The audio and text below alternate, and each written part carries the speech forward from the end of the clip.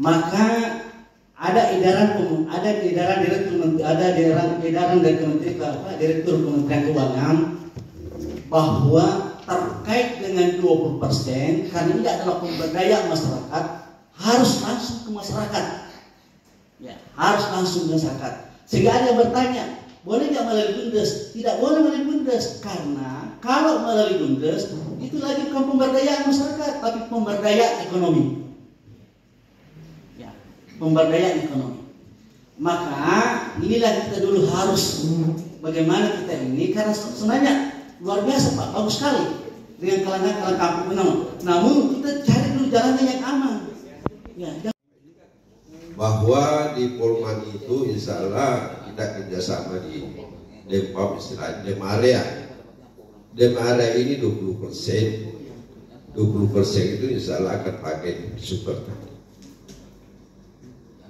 dalam musim tanam. Saya kira itu yang maksudnya tadi Pak Desa yang dikemukakan itu adalah demplot, tapi istilah di penyuluhan Demarea. Ada kawasan kurang lebih 50 hektar. Kita menggunakan 20% anorganik, yang lainnya pakai organik. Jadi dana itu kerjasama, jadi diserahkan kepada kelompok yang melakukan itu, produk kita yang dipakai. Saya kira begitu sebagai laporan di Polman sudah salah berjalan musim tanam. Terima kasih. Mengangkatkan untuk ketahanan pangan di bidang pengadaan pupuk, maka secara otomatis kami tidak bisa alokasikan itu, karena itu sudah disusun dalam RKP, sudah ditetapkan dalam APBD desa. Sehingga dalam hal ini ada dua peluang dari sumber tani ini. Di samping bisa menganggarkan melalui pemberdayaan masyarakat, juga bisa melalui pemberdayaan di bidang ekonomi, misalnya melalui BUMDes tadi. Saya sejak 2017 ya, ikut di Super Tani, dan alhamdulillah di tahun 2020 kemarin 2021 kami sudah menyalurkan pupuk kurang lebih 100 ton. Ya. Di 2020 itu saya bekerja sama dengan Ketua Abdesi. Saya tidak tahu bagaimana strateginya, karena saya bukan urusan saya ke situ, tapi Ketua Abdesi lah bagaimana bisa bekerja sama dengan desa, sehingga yang pada waktu itu sebenarnya ada kurang lebih 20 desa itu yang memasukkan usulannya ke BPMD melalui BPMD. Tapi yang terrealisasi hanya 5 desa. Itu yang 5 desa itu masing-masing 20 ton. Ya, jadi menurut informasi waktu itu yang tercoret itu dengan pertimbangan COVID, ya kan yang diutamakan waktu itu adalah BLT, ya, sehingga BPD itu mencoret sebagian. Dan yang bertahan ini yaitulah ada sekitar 5 desa yang masing-masing 20 ton. Lain-lain itu yang terjual, yang saya jual langsung. Ya. Jadi seperti itu pengalaman Pak. Jadi selama kami jadi leader di Kabupaten Barru, jadi tugas saya itu hanya memfasilitasi saja, ya, dari untuk bekerja sama dengan desa itu ada masyarakat sepenuhnya kepada Ketua Desi, biar nanti ketika ada kegiatan-kegiatan untuk sosialisasi itu baru saya akan turun. Jadi untuk persiapannya itu saya berhubungan dengan langsung ke Pengurus Utama untuk menyiapkan barangnya. Jadi saya kira alhamdulillah Pak, kalau di Barru itu ya pada musim tanam ini ya saya lihat para petani di Barru itu memang sudah mencari Pak. Ya dulu itu saya yang datang ke bawa kolong-kolong rumah di desa, tapi sekarang saya sudah didatangi Pak, di mana itu pupuknya, sehingga pada waktu kami ini turun sosialisasi di setiap kecamatan bersama komisaris utama, rata-rata di PPP kecamatan itu katanya ini kalau pupuknya ini sudah kita tidak ragukan lagi. Pak ya, supaya Bapak bisa melihat bahwa ternyata di pupuk ini ada peluang ya, ada peluang usaha yang bisa dilakukan di desa, dalam hal ini BUMDes ya. Tanya terus deh. Jadi memang pupuk bersubsidi ini Pak dilakukan secara tertutup ya. Hanya dilakukan harus melalui RDKK. Makanya setiap kelompok tani itu wajib menyusul RDKK. Dan memang menjadi pertanyaan bahwa setiap penyusunan RDKK itu petani selalu berharap bahwa pasti ada pupuk yang dia pesan. Ya, misalnya dia pesan 6, dia sudah memastikan bahwa insya Allah 6 itu pasti ada.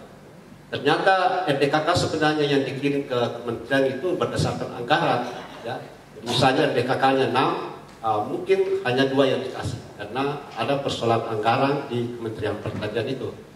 Ini.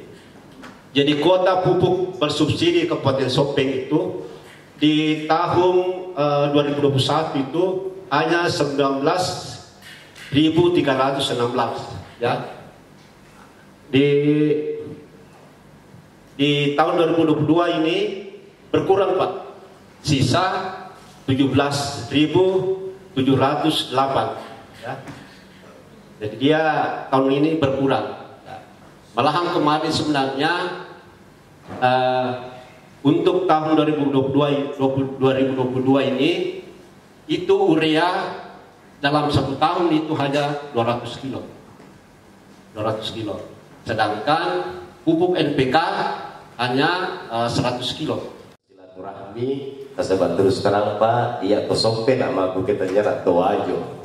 Iya, tapi tempat itu jauh. Jadi Bapak Komandan tadi malam saya dari Makassar, dia bilang di kampungmu ini jauh sekali. Fetu bulu, fetu salep, ileton apa letuk ikumong. Jadi alhamdulillah Bapak-Bapak sekalian, tidak lupa kita kirimkan salawat kepada junjungan kita Rasulullah Muhammad sallallahu alaihi wasallam. Barak kuang mengi betuang ye hasil turut-tukangnya bisa bernilai ibadah, dan yang paling terpenting panggilan Allah, yaitu banyak baliho-baliho terpanjang tapi tidak semujur bapak-bapak kepala desa yang ada di sini. Ya. Jadi tapi bapak-bapak sekalian, oke lanjut ya. Kemudian satu-satunya kemarin yang banyak berpartisipasi ya sejak 2018 itu 19, 20, 21, 22 persoalan kelangkaan pupuk itu sudah dirasakan dan sudah diributkan oleh masyarakat petani. Nah waktu itu Bapak ya saya coba berpartisipasi ya. Oke lanjut ya, karena mutu dan kualitas produk jadi di Sopeng jangan ragu Ki. Bapak Dokter tadi sudah menyampaikan, Pak Asisten juga tadi sudah bertanya sama saya, hampir kurang lebih 400 demplot yang kami sudah demplotkan. Alhamdulillah minimal 1 ton Pak ya, kenaikannya bahkan ada yang sampai 3 ton. Ini Bapak bisa bayangkan ya. Tapi beri bukti, yang memberi bukti di sini adalah bukunya. Seandainya saya jadi bupati, saya juga akan beri bukti, akan saya berikan buku gratis, tapi belum muncul. Oke. Kemudian tapi Bapak dan Ibu sekalian ya, oke lanjut ya. Ini kebetulan mudah-mudahan dengan adanya regulasi nanti ini bisa dibilang Pak Komisaris adalah demplot massal ya untuk memperkenalkan super tani. Saya kira begitu, dan saya juga memahami kepada Pak Komisaris Utama karena saya belum mampu menunjukkan saya punya kinerja ya.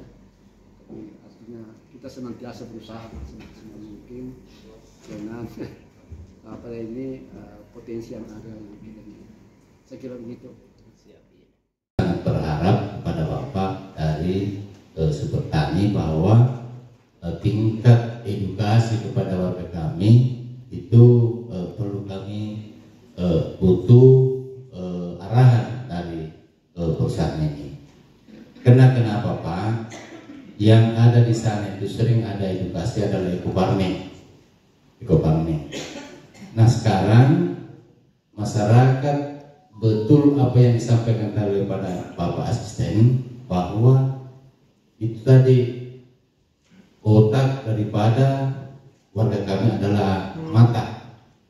Ya, jadi ini perlu betul-betul bagaimana kita bisa merubah mindset para petani kita untuk beralih ke pupuk ini, karena sangat beda sekali sisa lelada.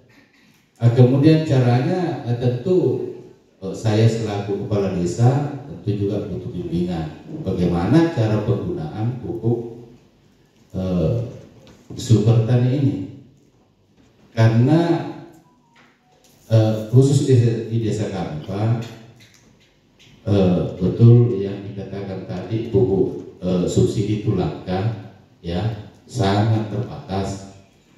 Cuma persoalan yang ada di desa kami Pak, itu pupuk bersubsidi itu terkadang tertutupi dari pupuk luar kabupaten.